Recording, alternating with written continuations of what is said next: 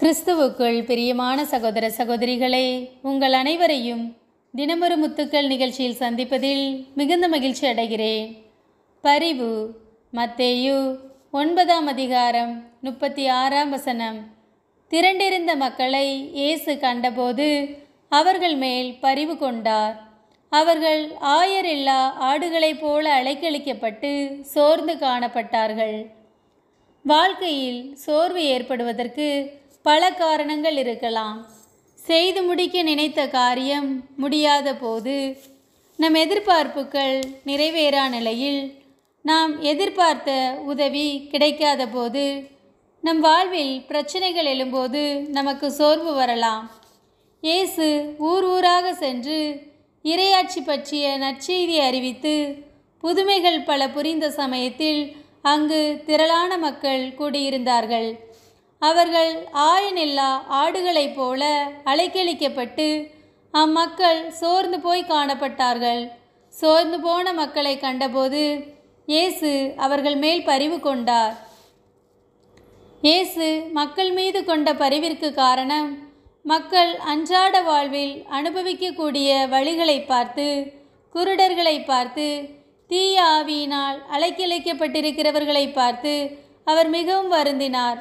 அவர்களது வழியை போக்கும் மருந்தாக அவர் விளங்கினார்.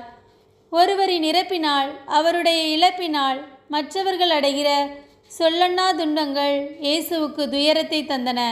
எனவே அவர்கள் மீது பரிவிரக்கம் கொள்கிறார். இயேசு நமது வழிகளையும் துன்பங்களையும் உணராதவர் அல்ல.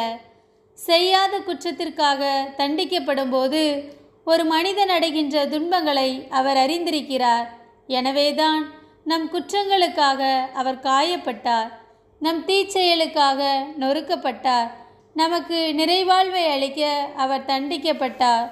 நம்மீது கொண்ட அளவிட முடியாத அன்பு நிமித்தம் கல்வாரியில் அனைத்தையும் இழந்து நின்ற இயேசுவைப் போல நாமும் நம்மை வெறுப்பவரை நேசிக்கவும், காயப்படுத்துபவரை மன்னிக்கவும், தீமைக்கு பதில் நன்மை செய்பவராகவும், அனைத்து உயிர்கள் மீதும் பரிவிரக்கம் கொள்பவராகவும் மாறுவோம். அன்பின் இயேசுவே, திரளான மக்கள் மீது பரிவு கொண்டு அவர்களுக்கு இறையாட்சியை பறைசாற்றி நல் ஆயனாயிருந்து வழிநடத்தியது போல, நாங்களும் துன்பப்படும் அயலார் மீது பரிவிரக்கம் கொள்ளும் நல் மனத்தையும், தேவையில் உழல்வோருக்கு உதவி செய்யும் நல்லுணர்வையும் அருள்வீராக. ஆமேன். பரிவிரக்கத்தின் நாயகனே, உம்மை போல பரிவுள்ளத்தை எங்களுக்கு தாரும்.